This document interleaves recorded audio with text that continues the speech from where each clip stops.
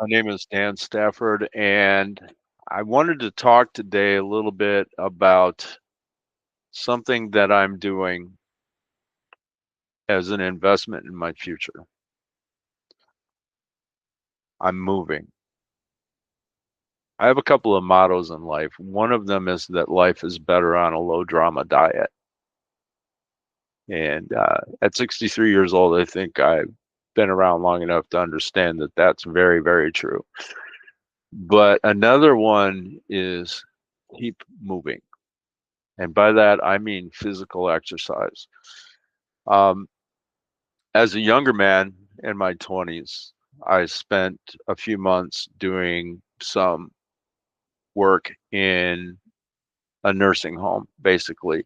In the United States, nursing homes tend to be places where the elderly and infirm, um, physically disabled folks live, where I don't know, sometimes I want to say warehoused. I know there's other things, other ways of being, and I don't want to turn this into a huge lecture, but just my personal choice is to, at this age, eat much cleaner and go into some serious physical exercise. So I've started doing martial arts as a form of exercise in specific to protect my future mobility as I age.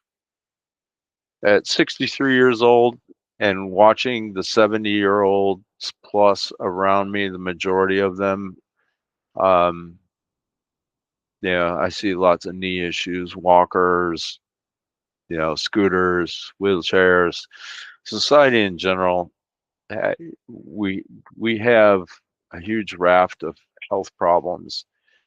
Um, And when I was a teenager, there used to be a show on TV called Kung Fu, and it featured David Carradine. And I don't want to go into all the this, that, or the other of 1970s TV, but there was a term for a new martial arts student when he was learning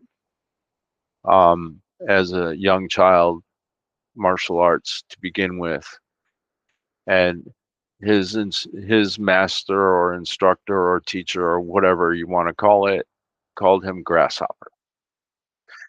So as an early martial arts student, I like to think of myself as the bamboo grasshopper right now.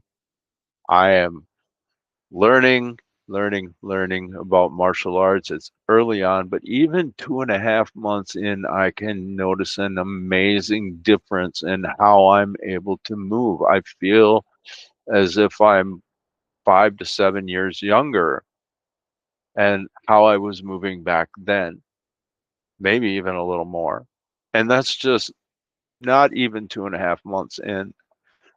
So it's been an amazing benefit to me. And it started with Tai Chi. And if people wanted to do just Tai Chi, I would say that is a fantastic move. Yoga is probably a very good thing.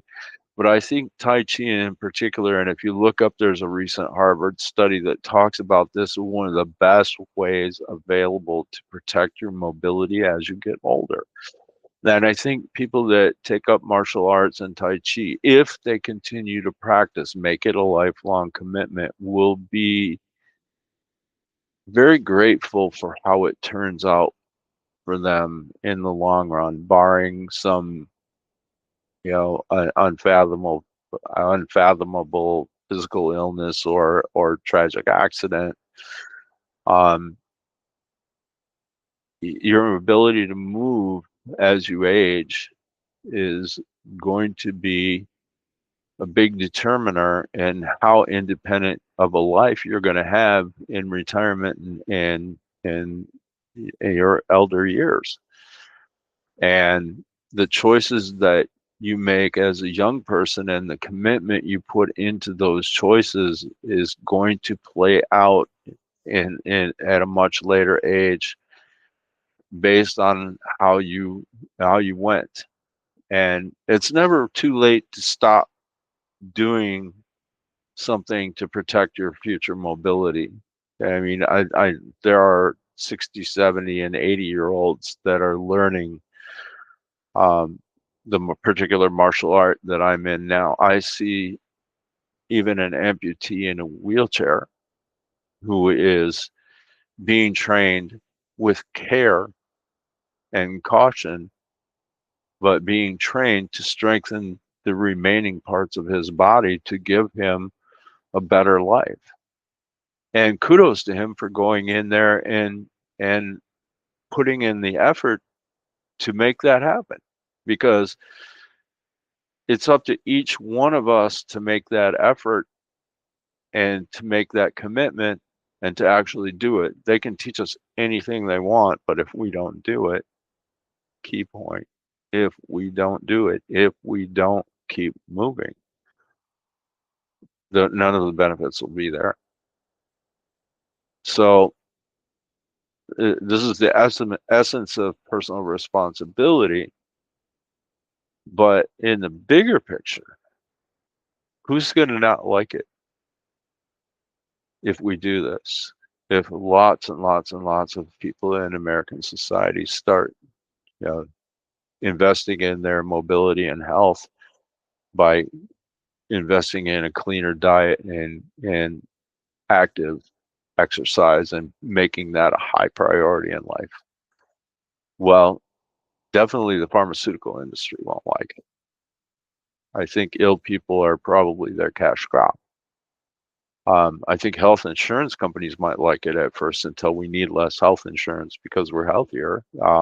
Maybe, yeah, we'll always need some form of health insurance, but yeah, the need for it is going to be less if we have a generally healthier population. It's going to be less costly to us as a society to do it, and the pharmaceutical industry is going to have less of a cash crop because their cash crop is people that are sick and need help, and they're giving help in the form of a pill, but they're treating the symptoms in most cases rather than treating the underlying condition. So what is more dangerous to a cash crop than a cloud of grasshoppers? Just saying. So hope everyone's having a wonderful life and a wonderful time and all of that jazz. But if I leave you with one statement today, it's going to be this: keep moving.